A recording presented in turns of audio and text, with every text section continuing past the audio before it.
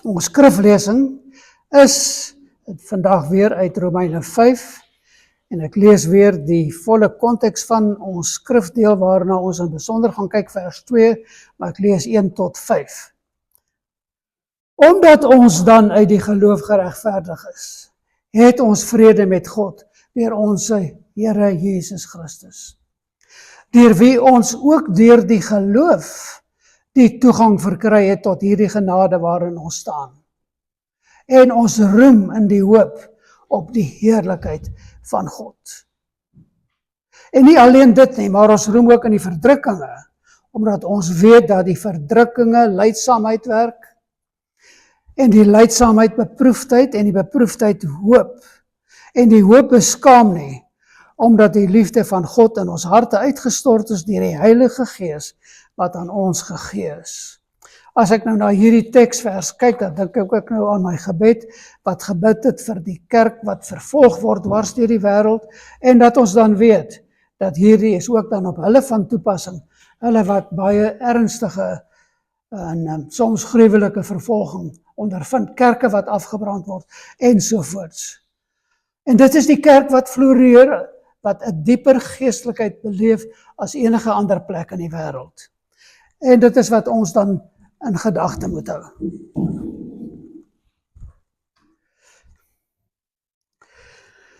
Goed, nou verlede week het ons gesien dat die swaard wat die tuin van Eden versper het, nadat God die mens uit die tuin van Eden verban het, dat daardie swaard in Christus Jesus verwyder is.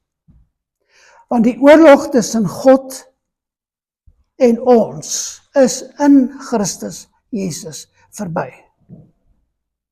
En dit was die boodskap wat ons in Romeine 5 vers 1 gekry het. En ons lees weer Romeine 5 vers 1, omdat ons dan uit die geloof geregverdig is, dit wil sê geloof in Jesus Christus, het ons vrede met God deur ons Here Jesus Christus. En ons het gesien dat omdat ons vrede met God het, het ons nou ook die vrede van God in ons lewens. En ek wil weer sê, geliefdes, hierdie is so 'n toets vir jou geloof, die stand van jou geloof. Het jy waarlik vrede in jou lewe, met jou broers en susters, met jou gesin?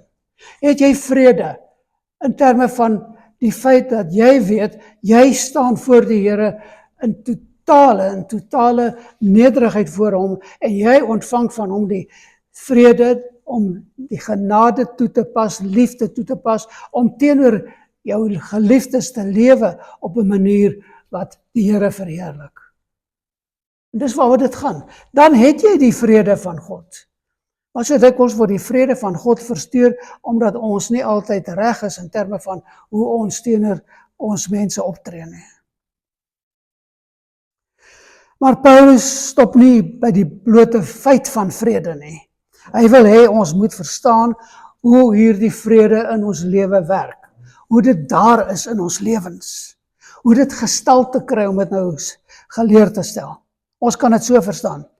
In vers 1 het ons wat voorheen God se vyande was, soos Paulus in Romeine 5 vers 10 dit so duidelik stel, ons het vrede met God verkry, omdat Jesus Christus dit vir ons moontlik gemaak het. Dit was die boodskap van Romeine 5 vers 1. En nou in vers 2 gaan Paulus nou verder, en hy deel ons mee dat dit verder as net vrede met God gaan.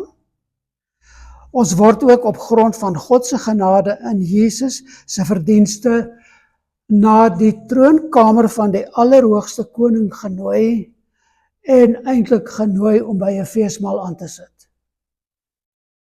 Onthou, ons was vyande. Maar nou gebeur hierdie absolute radikale omkeer.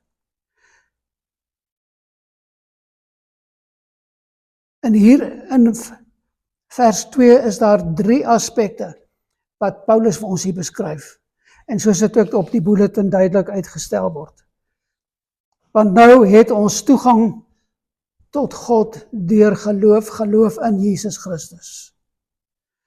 En nou het ons die wonderlike genade waarin ons staan. Genade wat na ons toe kom in elke aspek van ons lewe. Die tweede deel van vers 2. En Ons het dan ook die voorreg om te roem. En ons sal sien wat daai roem beteken in die hoop op die heerlikheid wat vir ons wag. So daar's die 3 sleutelwoorde waarna ons gaan kyk. Die toegang deur geloof, die genade waarin ons staan, die roem en die hoop op die heerlikheid wat vir ons wag. So kom ons kyk na die eerste ene, ons toegang deur die geloof in Christus Jesus. Hy begin vers 2 met die woorde deur wie. Dis die heel eerste woorde deur wie. En hy verwys na Jesus Christus, want vers 1 het na Jesus Christus verwys. En daarmee verwyder hy elke moontlikheid van menslike prestasie of iets wat ons op ons eie dink, ons het dit self verwerf. Hy sê dit is deur Jesus, deur hom, dat ons toegang het. Daar's geen manier waarop 'n mens gered kan word deur homself of deur enige ander iemand of iets nie. Geen ander naam tot redding gegee nie. Ja, en ons weet die wêreld probeer hulle self red. En die wêreld probeer dit doen deur goeie werke, deur godsdiens, deur rituele, al daardie dinge, deur filosofie, ook deur morele lewens. Dit wil sê, deur te dink, ek moet maar net goed lewe, en ek moet nie die groot sondes doen nie, dan is ek reg. Maar al daardie paaie lei na 'n dooie muur. Of 'n afgrond, maak nie saak hoe jy dit wil sien nie. Daar's geen lewe verby dit nie. Johannes 14 vers 6 stel Jesus dit so duidelik. Ek is die weg en die waarheid en die lewe. Niemand kom na die Vader behalwe deur my nie. En kyk wat Paulus daar in vers 2 sê.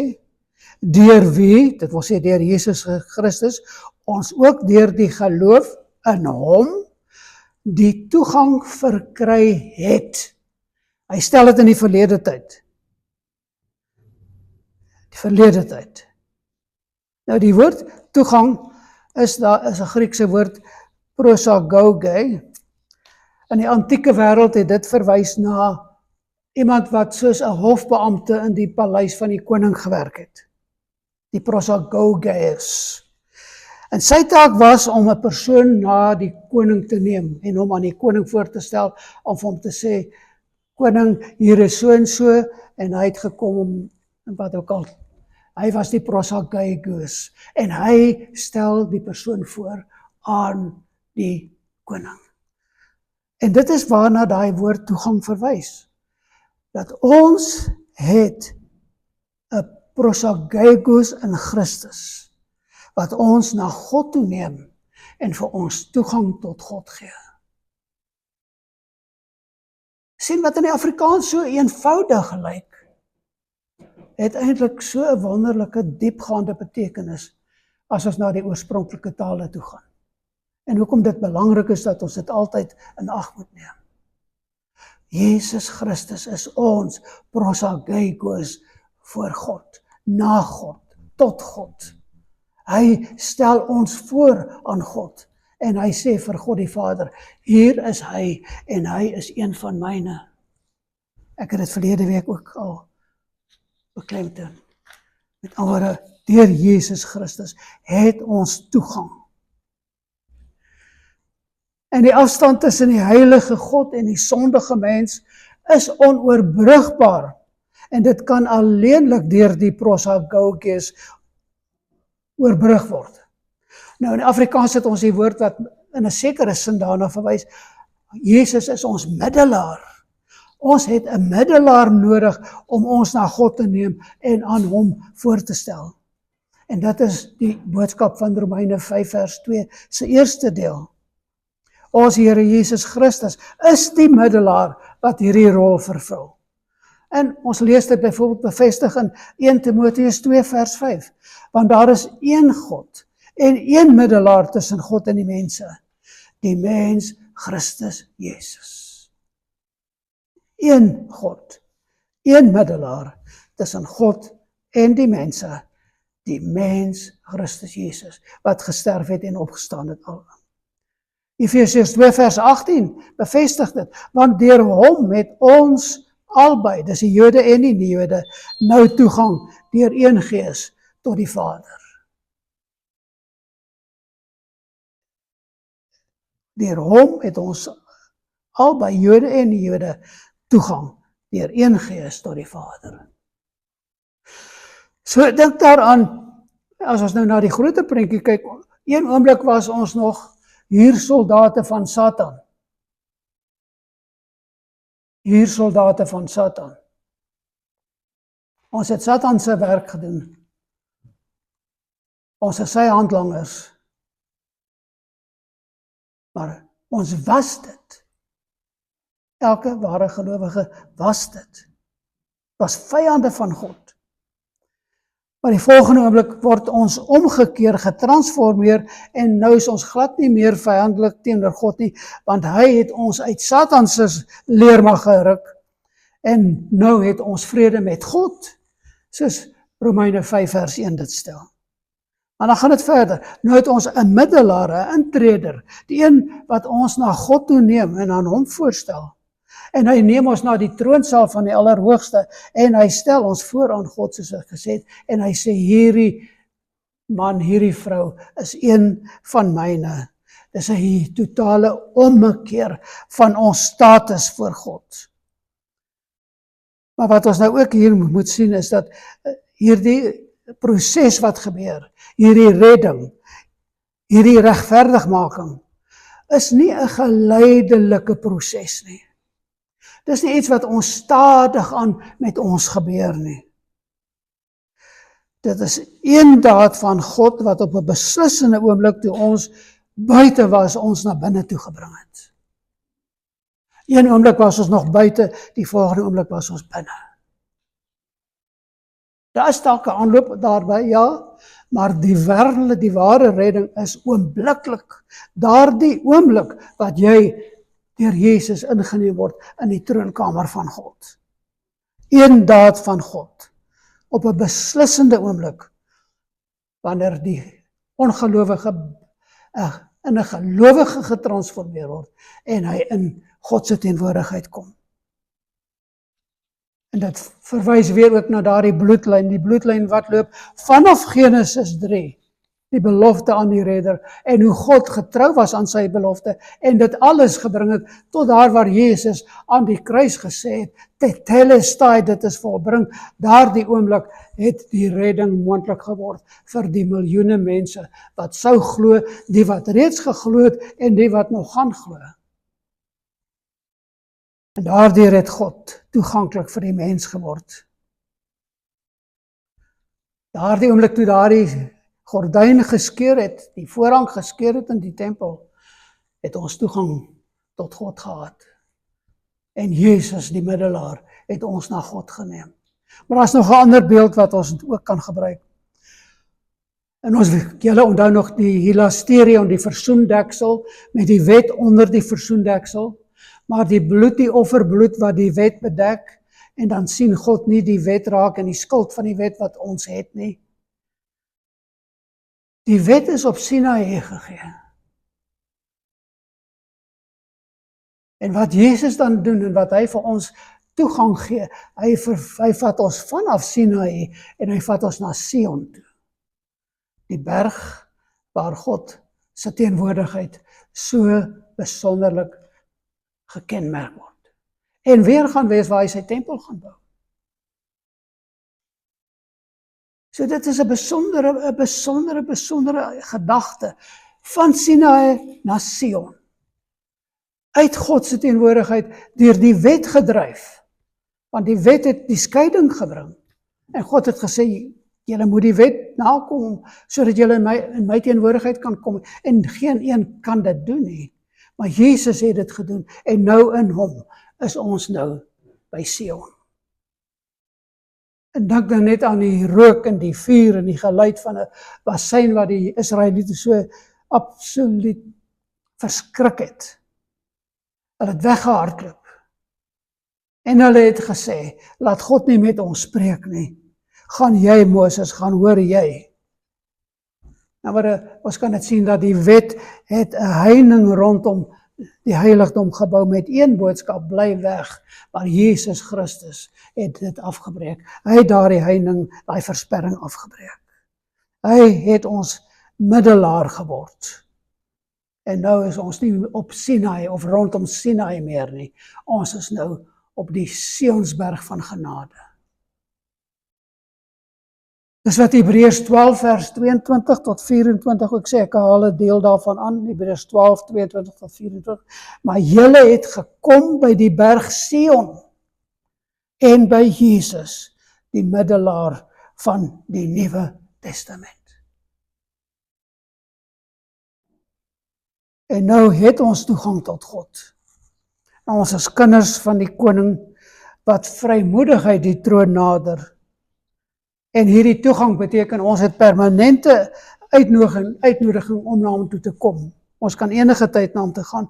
Ons is nie bedelaars wat hoop dat iemand luister nie. En ons mag ook nooit so bid nie. Ons moet bid soos kinders wat weet dat die Vader hoor. Sonder om presumptuous te wees, maar in afhanklikheid. Nie voorbarig te wees nie, maar in afhanklikheid. Want die skrywer van Hebreërs sê juis in Hebreërs 7 vers 25, hy, dit is Jesus, kan volkome red die wat deur hom tot God gaan, omdat hy altyd leef om vir hulle in te tree. Daar is dit, geliefdes. Dit is die toegang wat ons het tot die genadetroon van God, dit is deur Jesus Christus verwerk. Ek vertrou dat ons daai begrip baie goed sal verstaan. Daai toegang beteken, ons het 'n middelaar. Die tweede aspek dan, die tweede deel van vers 2, die genade waarin ons staan. En nou gaan Paulus verder as die toegang, en nou beskryf hy wat verder gebeur, en hy beskryf die seën wat die toegang tot God aan ons gee, daardie seën wat na ons toe kom, omdat ons toegang tot God het. Kyk weer na vers 2, deur wie ons ook deur die geloof die toegang verkry het, en nou kom dit tot hierdie genade waarin ons staan. Tot hierdie genade waarin ons staan. En dis een van die werklikhede van ons geloof, weer eens. Dis die werklikheid van die ware gelowiges se bestaan. Hierdie genade waarin ons staan. Genade vir elke oomblik, vir elke situasie. Daar's niks hier uitgesluit nie. En nou dink so daaraan, voorheen was ons uitgesluit van die genade, want ons was onder die heerskappy van die sonde en die dood, ons was die huursoldate van Satan. Ons was onder die wet, en die wet het net vir ons enig gewys, julle is skuldig, en julle kan nooit daai prys betaal nie. Maar nou is ons in die koninkryk van God ingeneem. En die slagspreuk of die lese van God se koninkryk is nie verdien dit nie. Die slagspreuk is ontvang dit. Nie verdien dit nie. Ontvang dit. Want God sien ons nie as sy vyande of iemand wat by hom moet kom en deur verdienste bereik nie. Maar hy sien ons as sy kinders. Dis hoekom die woord dan ook vir ons sê, ons word aangeneem as sy kinders. Romeine 6 vers 14 beskryf dan juis hierdie seëninge, want die sonde sal oor julle nie heers nie. Want julle is nie onder die wet nie, maar onder die genade. Dit wil sê, ons het hierdie genade tot ons beskikking. En wanneer ons voel, maar hier is nou die groot versoeking. Ek wil alweer dinge doen wat ek nie moet nie. Of as jy kom kry, as jy midde daarin, waaraan kan jy vashou? Die toegang wat jy tot God se troon gee, wat jou toegang tot die genade gee. Daardie genade om jou te beskerm en jou te help. Maar jy moet by die troon wees. Jy moet by die troon wees.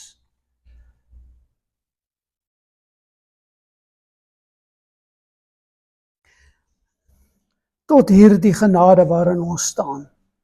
Ons kyk na die genade waarin ons staan. Dis die woord wat ek hier wil beklemtoon. Estakamen. Beteken is ook in die voltooide tydsvorm. Soos die vorige werkwoord ook in die verlede was, is staan ook 'n voltooide werk. Dit is julle staan daarin, dis klaar afgehandel. Dis 'n plek wat ingeneem is. 'n plek wat ingeneem is. en waarvan die effek, die gevolge vir altyd by ons is. Psalm 40 vers 3 beskryf dit so goed.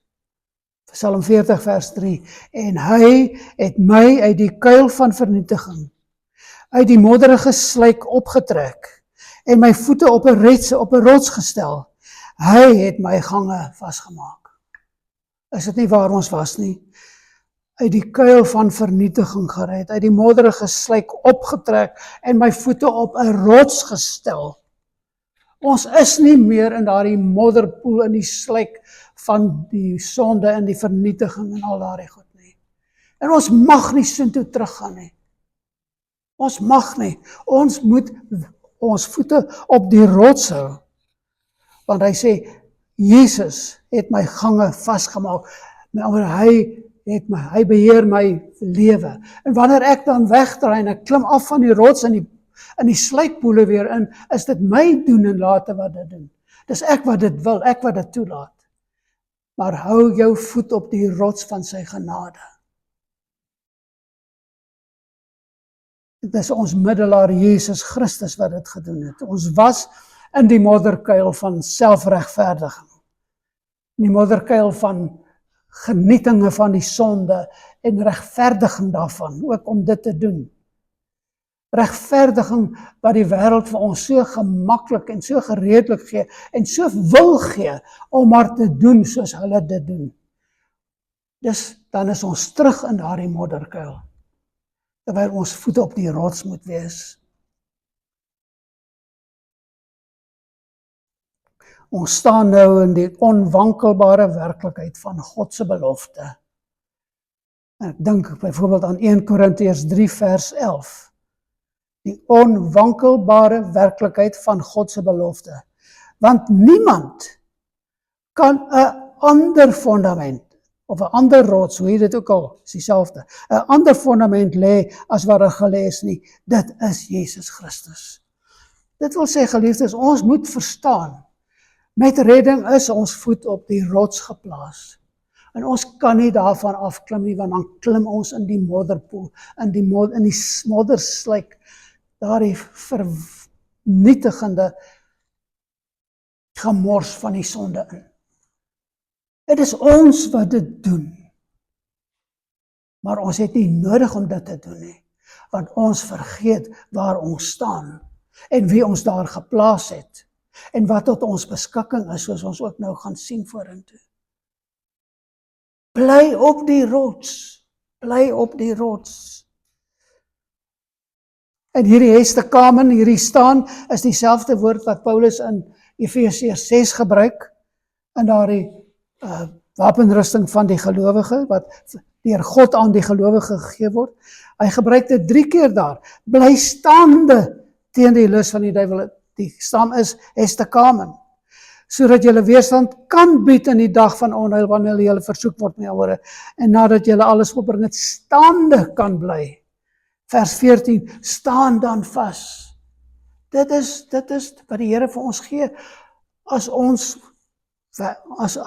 wapen wat ons teen die bose beskerm, die manier waarop ons teen die wêreld kan veg, staan dan vas. Bly op die rots, bly in die woord. Want die mens wat in die genade staan soos 'n soldaat wat op sy pos is, en hy is bewapen, hy is onbeweeglik, hy staan vas, want hy vrees nie die vyand nie, en hy gee nie toe aan die vyand nie. Want dis wat ons moet verstaan.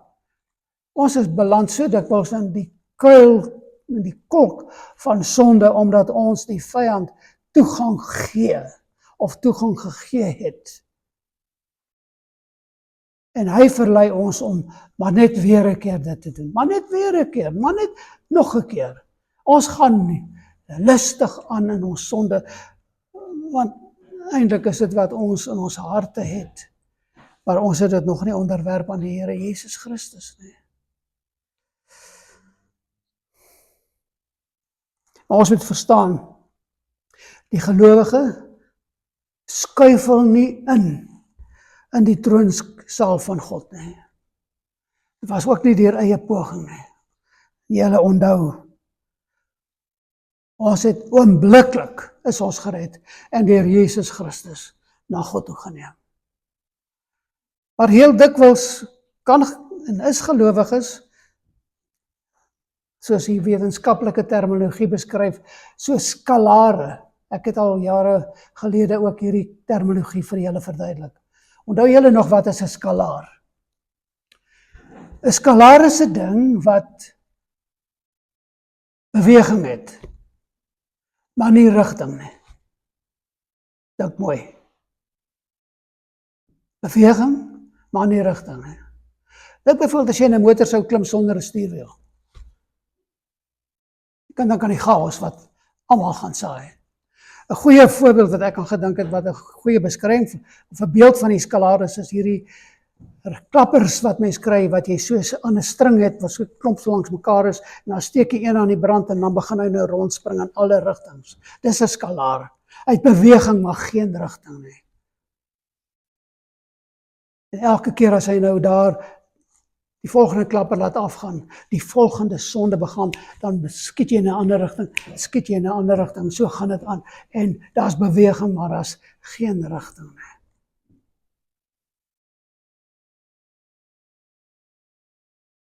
Maar so is die gelowige nie.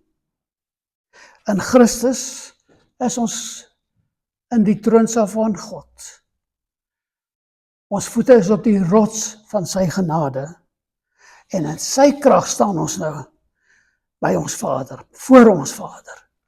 'n Goeie beskrywing van hierdie is byvoorbeeld in Psalm 91. So 'n wonderlike Psalm. Ek lees vanaf vers 5. Jy hoef nie te vrees vir die skrik van die nag, vir die pyl wat bedags vlieg nie, vir die pes wat in die donker wandel, vir die siekte wat op die middag verwoes nie. Al val daar 1000 aan jou sy en 10.000 aan jou regterhand, na jou sal dit nie aankom nie. Net met jou oë sal jy dit aanskou en die vergelding van die goddelose sien.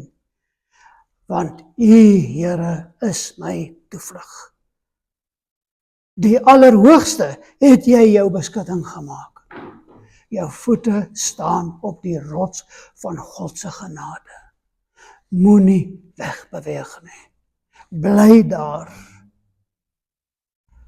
En terwyl die wêreld rondval, word die gelowige beskryf as iemand wat onwankelbaar is. Hoekom? Omdat ons toegang het tot die troonsaal van God en ons voete staan op die rots. As ons dink aan die troonsaal, 'n marmerrots van sy genade. En wanneer ons nou kyk, en dit waarna ek verwys het in my gebed en vooraf ook, ons kyk na die aanslag teen die kerk, dwars deur die wêreld, in China, Nigerië, Iran, die Midde-Ooste, soveel lande, en besonderlik dan ook deur die moslems, dan moet ons weet, dat ons wat gelowig is, as ons op die rots van God se genade bly staan, en nie wegbeweeg uit sy waarheid uit nie, sal God ons bewaar. Hy sal ons bewaar. En dan staan ons op daai rots van sy genade. En dit is die staan van 'n soldaat wat weet sy voete is veilig op die rots. Hy het 'n veilige staanplek. Hy kan die vyand in die gesig staar. Hy is veilig geanker en die vesting is oninneembaar. Ons het 'n rigting, 'n vesting en 'n middelaar wat ons staande hou. In 2 Timoteus 2 vers 19 sê Paulus aan Timoteus, evenwel, die fundament van God staan vas met hierdie seël. Dis die kenmerk. Die Here ken die wat syne is. Hy ken die wat syne is.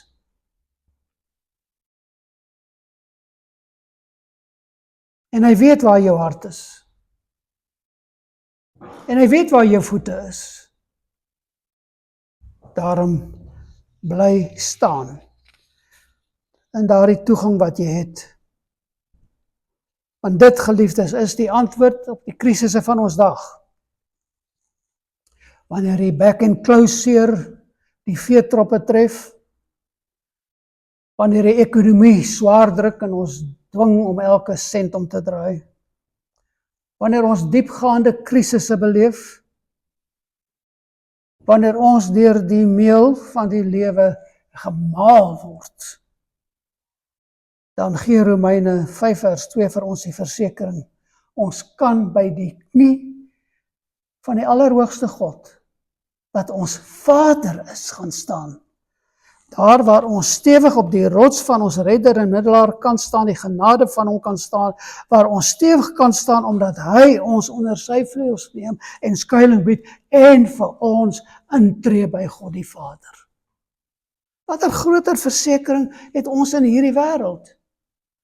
En ons weet nie waar hierdie oorlog wat nou gister begin het, waar dit kan eindig nie. Is dit die derde wêreldoorlog? Ons weet nie en niemand kan vir ons sê nie. Maar ons moet een ding weet, geliefdes, in hierdie dae en tye moet ons waarlik sorg dat ons bly op die rots van God se genade en nie uit sy waarheid uitdraai nie. Paulus se stelling in 2 Korintiërs 12:9 sal in elke situasie geld, selfs al sou dit dan uitloop in die derde wêreldoorlog. Het God vir Paulus gesê,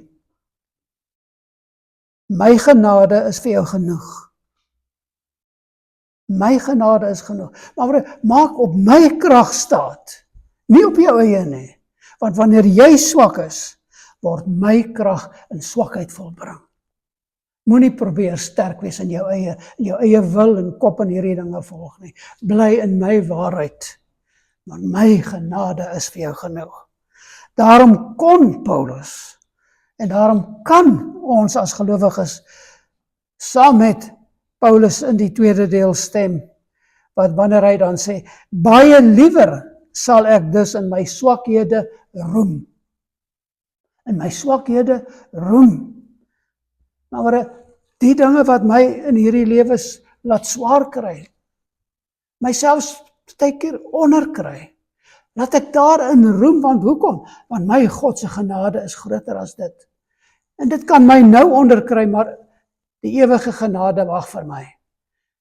Laat ek nou maar my wil, my begeertes, al daardie dinge wat myself in hierdie gemors laat beland het, laat ek dit opgee en laat ek in God se krag roem, maar in my swakheid, dat ook dit wat besig is met my te gebeur, dit is die wil van die Here deur sy toelating of deur sy voorskrif.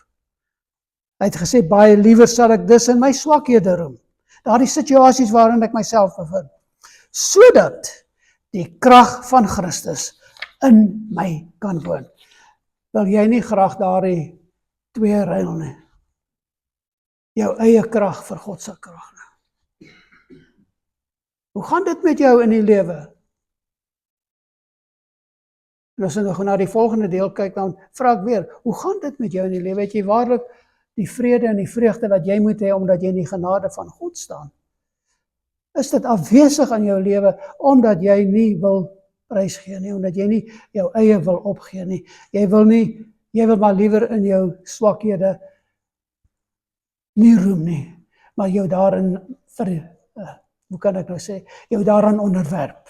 Jy doen maar aan, jy gaan maar aan, en jy, ja, daar's baie sterke woorde wat ek kan sê, hoe jy nie maar aangaan. Maar julle verstaan een ding, jy gaan maar liewer in daardie swakheid aan, in plaas om te sê, hierdie laat die Here toe, hierdie skryf die Here voor, en Here, dit wat u doen is reg en goed. En u sal my hierdeur bring. Die derde punt dan, die derde frase in Romeine 5 vers 2, en ons roem in die hoop op die heerlikheid van God.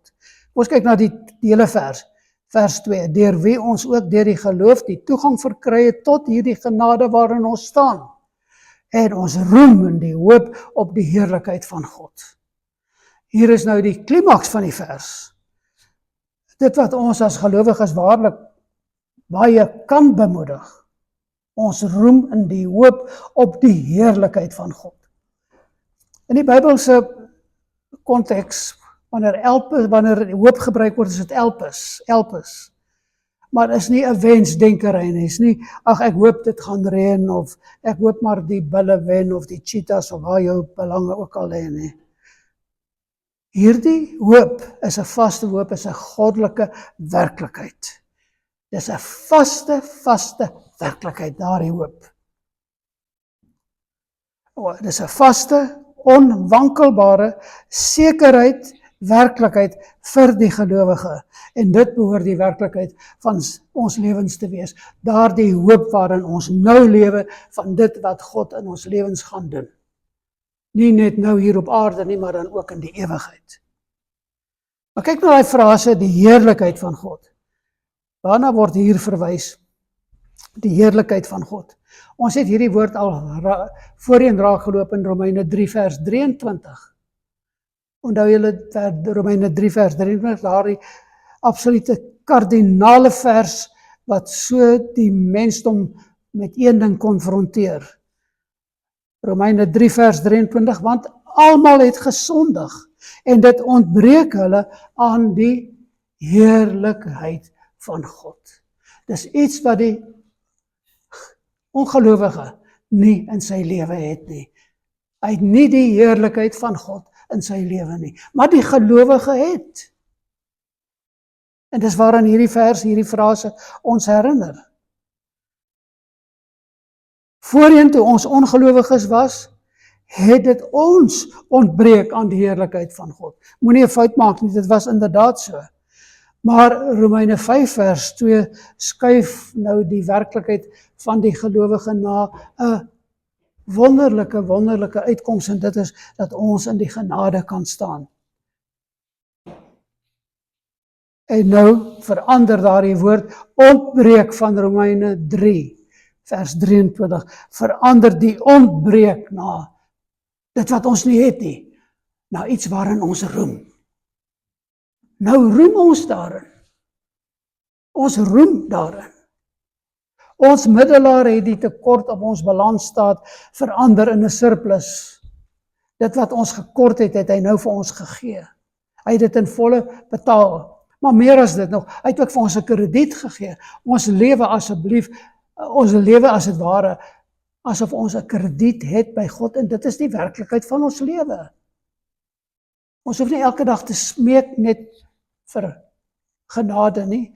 Ons het die surplus van ons het die toegang tot die genade. En ons roem in die heerlikheid. En ons hoop op die heerlikheid. Omdat die Here Jesus die heerlikheid van God weer aarde toegebring het. Kom ek sê weer.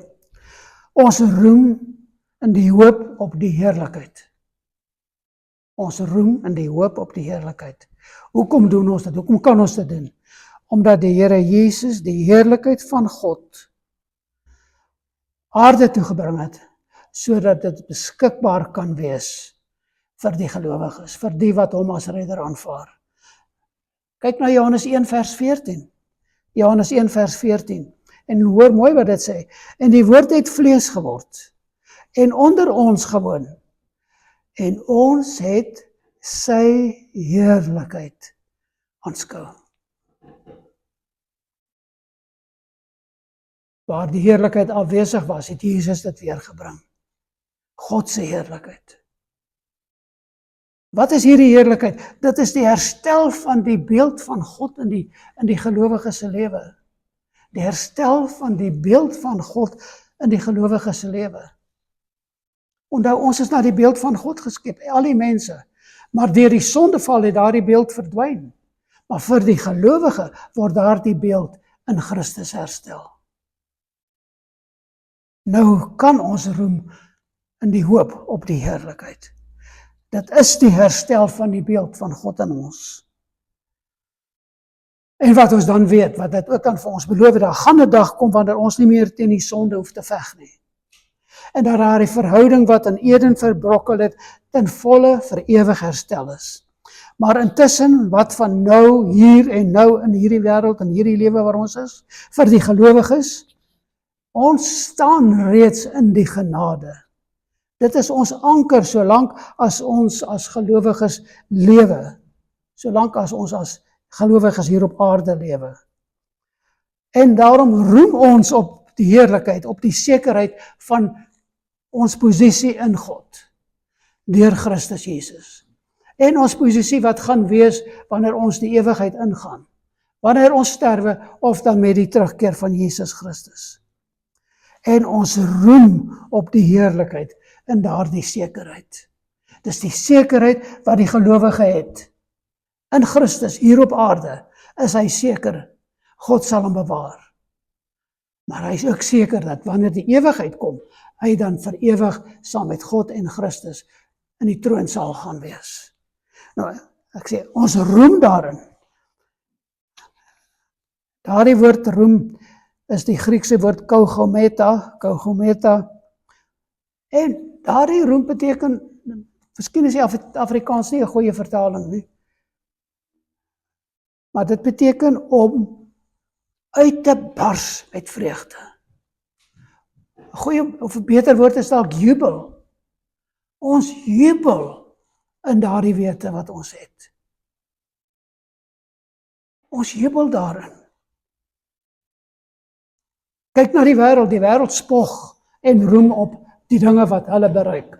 Al daardie klatergoud wat hulle najaag. En dis vir hulle, hoe meer hulle bymekaar maak en hoe meer hulle, dis vir hulle waarin hulle roem. Maar is die enigste roem wat hulle ooit gaan hê in hierdie lewe. In die ewigheid is daar geen roem vir so 'n persoon nie. Maar vir die ware gelowige gaan daardie roem dan 'n wonderlike, volle werklikheid word, wat ons hier op aarde maar nou net in dele kan beleef. Ons gaan jubel oor die werklikheid van ons lewe, maar ons kan nou reeds jubel. En hoekom kan ons jubel? Nou, in die mate wat ons in God se waarheid bly. In die mate wat ons in sy waarheid lewe.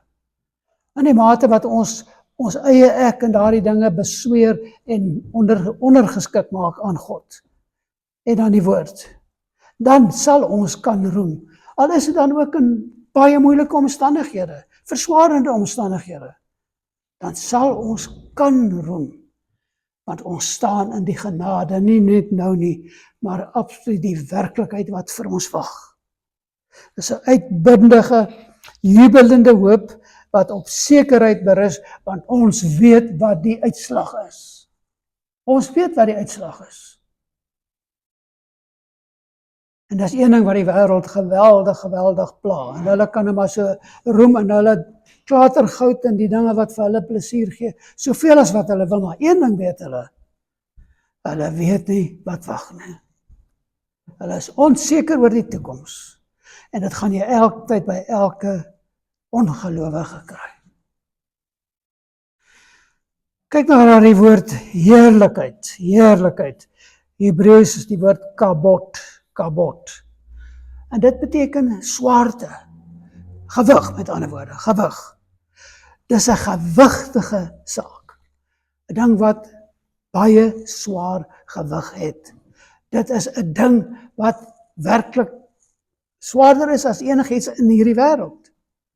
2 Korintiërs 4 vers 17 beskryf dit. Want ons ligte verdrukking, wat maar vir 'n oomblik is, bewerk vir ons, maar werksaam om vir ons 'n alles oortreffende ewige gewig van heerlikheid te gee. Alles oortreffende ewige gewig van heerlikheid. Dit is waarna hy verwys. Dis wat vir ons wag. So die heerlikheid wat kom, wat vir ons wag, is ongelooflik baie swaarder as enige pyn of verdrukking van die oomblik.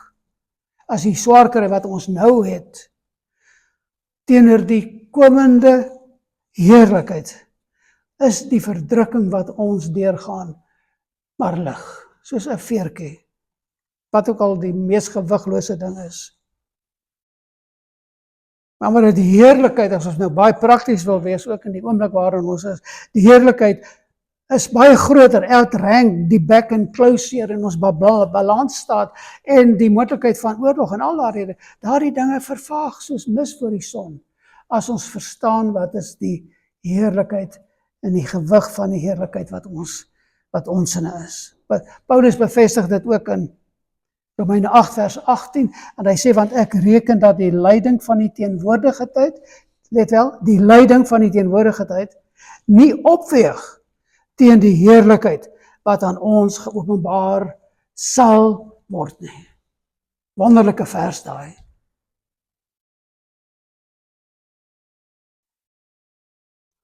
Die dag wanneer ons middelaar van aangesig tot aangesig in al sy heerlikheid gaan aanskou, sal alles wat die wêreld bied, daardie liggewig, niks werd dinge, gaan die heerlikheid van Jesus Christus en ons saam wees met hom alles oortref.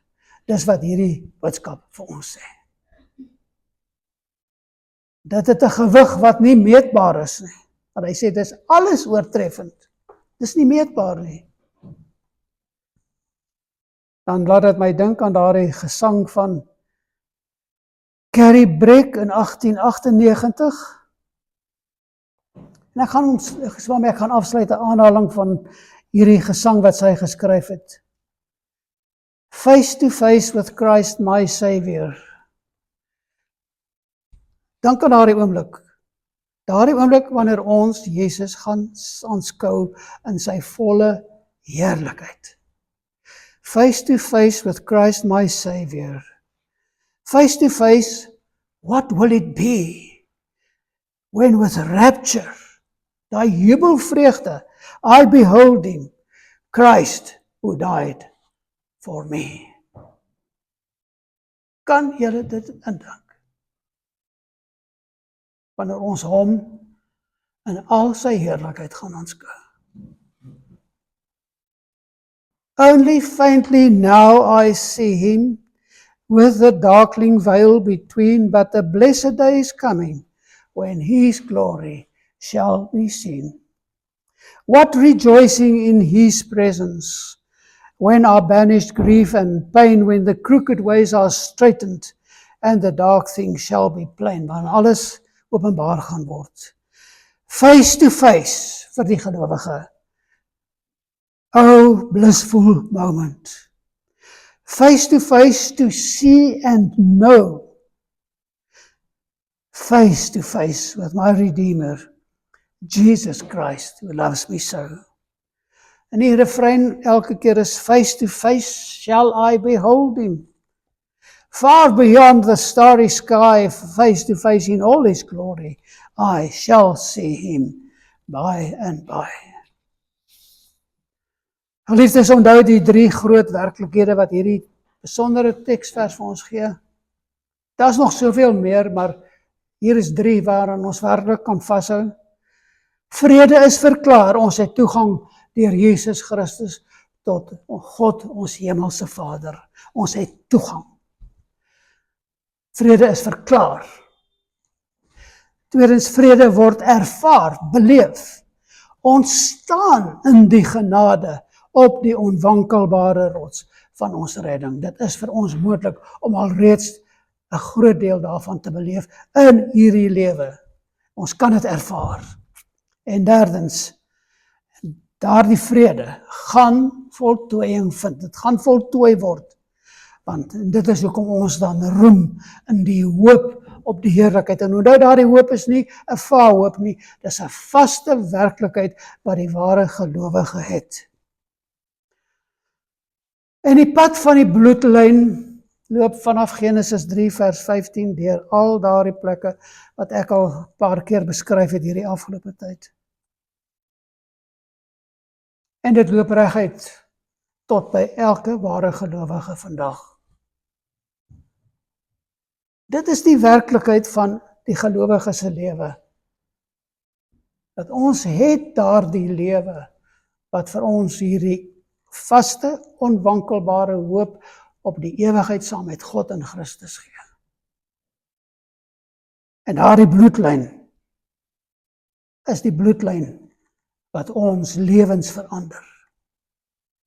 Wat ons sê, ek wil nie meer met hierdie wêreldse sonde te doen hê nie. Ek wil in vrede lewe met God in Christus, want ek verbeur die geleentheid om te jubel in hierdie lewe. Ek wil klaar maak met die sonde. Ek is klaar met die sonde. Christus het daarvoor gelei. Hy het my gered, en laat ek dit nou afskryf vir eens en vir altyd. Laat my hart nie neig, my gedagtes, my verstand nie neig na daardie sonde nie. Vat my weg, Here, draai my kop, hou my oë op U gefestig. Maar hy wil ook hê, ons moet ook daardie wil hê om dit te doen. Laat ons dan vas staan, geliefdes, want die genade wat ons het is sterker as enige aardse mag of krag. Laat ons dan vas staan, vasgeanker in die vrede, gefestig in die genade en brandend in die hoop wat ons in is. Dan in die lig van Filippense 1 vers 6, omdat ek juis hierop vertrou, dat hy wat 'n goeie werk in julle begin het, dit sal volëindig tot op die dag van Jesus Christus. Hy wil hê dat ons daardie wil moet hê om hom te verheerlik. En mag ons dan bemoedig word, versterk word deur hierdie boodskap om vir ons terug te neem na daar waar ons moet wees, staande op die rots van die genade waarin ons bevind. Amen. Hemelse Vader, dankie dat die voorhangsel geskeur het, toe ons redder, ons middelaar Jesus Christus, tetelestai uitgeroep het. Ons het toegang tot U. Maar meer nog, Here, ons het ook nou 'n middelaar, ons het Jesus Christus, wat ons inneem na U troonkamer en ons uitnooi om by die knie van ons Vader te staan, waar ons ook deel gaan hê, as ons ook na die verdere woord kyk, die feesmaal van Jesus Christus, die bruilofsmaal van die Lam. Dis is wat vir ons beskore is. Dis die werklikheid waarin ons lewe. Here, dankie dat ons daar mag staan, op daardie rots, by die troon, by ons Vader se knie, want ons is deur Jesus Christus aan U voorgestel. En Here, ons kan daar staan terwyl die wêreld rondom ons wankel. Maar daarom is ons gebed, versterk U kerk, versterk elke gelowige in hierdie moeilike dae. Laat U genade genoeg wees vir elke ene, vir elke sonde wat ons mag koester of gekoester het. Laat die genade ook genoeg wees daarvoor om dit te vergewe, en dat ons as vergeefdes hier sal uitstap in die werklikheid daarvan. En laat die hoop op U heerlikheid ons oë bokant die storms van die lewe hou, bokant die swaar kry, die afgronde van die lewe. Hou ons oë op U, o Here. Dit is ons gebed, en ons bid dit in die naam van ons middelaar, Jesus Christus. Amen.